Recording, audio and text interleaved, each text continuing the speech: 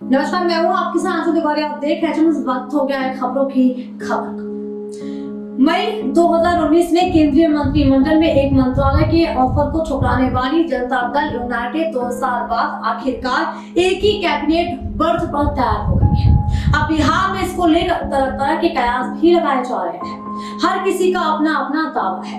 विपक्ष भी नीतीश कुमार को कमजोर साबित करने पर तुला है। ऐसे में जानते हैं आखिर इसके पीछे का माजरा क्या है। दरअसल जेडीयू 2 साल बाद फिर एक ही मंत्रालय पर इसलिए तैयार हुई है क्योंकि उसके लिए अभी सबसे ज्यादा महत्व चिराग पासवान को कैबिनेट में शामिल नहीं होने देने का था।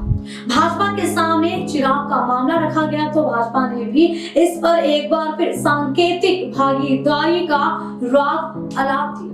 इसे जेडीयू को मानना ही पड़ा। बताया जा रहा है कि जेडीयू किसी भी हाल में चिराग पासवान की केंद्रीय मंत्रिमंडल में एंट्री नहीं होना देने चाहती है। इसी वजह से मंत्रिमंडल विस्तार से पहले जेडीयू के कुछ नेताओं ने मिलकर ऑपरेशन एलजीपी तोड़ो चलाया।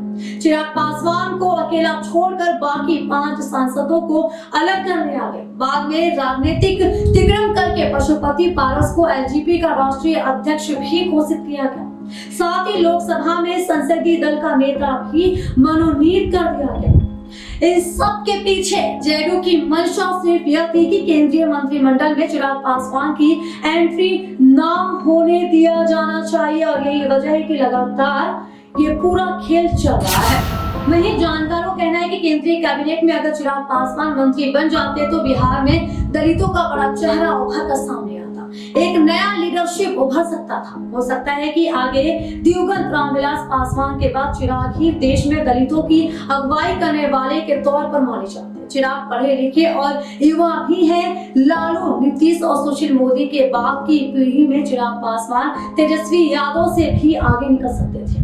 वह अन्य घटक दलों में बीजेपी के सबसे ज्यादा करीब होते और दलित चेहरे के नाम पर चिराग का उपयोग बीजेपी दूसरे राज्यों में भी करती। 2020 में जब बिहार विधानसभा का चुनाव शुरू हुआ तो एनडीए की तरफ से बीजेपी, जेडीयू, एलजेपी के बीच में सीटों के बंटवारों का फॉर्मूला फिट नहीं बैठा। एलजेपी के राष्ट्रीय अध्यक्ष चिराग पासवान ने अलग चुनाव लड़ने का मन बनाया। चिराग ने नीतीश कुमार के खिलाफ बिगुल भी फूंक दिया था। एलजेपी ने चुन कर उन जगहों पर अपने उम्मीदवार उतारे जहां से जेडीयू के जीतने की उम्मीद ज्यादा थी। जब रिजल्ट आया तो भले एलजेपी को मात्र 1 सीट मिली, लेकिन बताया जाता है कि इसकी वजह से जेडीयू ने 36 सीट गंवा दिए थे। जेडीयू विधानसभा में तीसरे नंबर की पार्टी बनकर रह गई थी।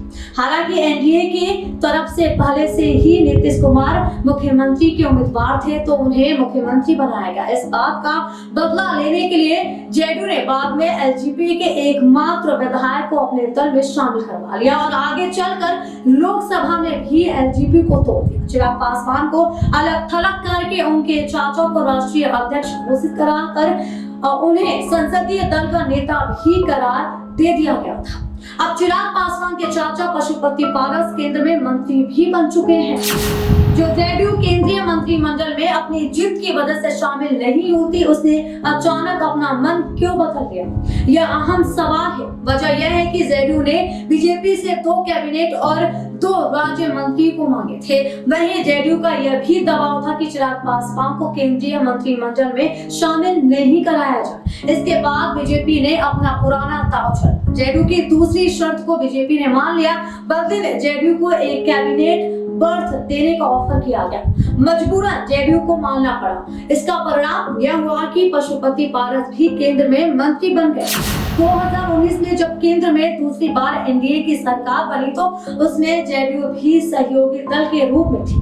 बिहार से जेडीयू के 16 सांसद जीतकर लोकसभा गए थे, लेकिन बीजेपी ने पूर्ण बहुमत से 303 सीट पर जीत हासिल की थी। तब बीजेपी अपने सभी सहयोगियों को सांकेतिक हिस्सेदारी के रूप में एक मंत्रिमंडल दे रही थी, लेकिन उस समय के तत्कालीन जेडीयू के राष्ट्रीय अध्यक्ष नीतीश कुमार को यह मंजूर नहीं था। उन्होंने मंत्रिमंडल में शामिल होने से साफ इनकार कर दिया। उन्होंने कहा था कि हमें संख्या के आधार पर तुलनात्मक हिस्सेदारी मिलनी चाहिए। हालांकि उन्होंने एनडीए को अपना समर्थन भी जारी रखा।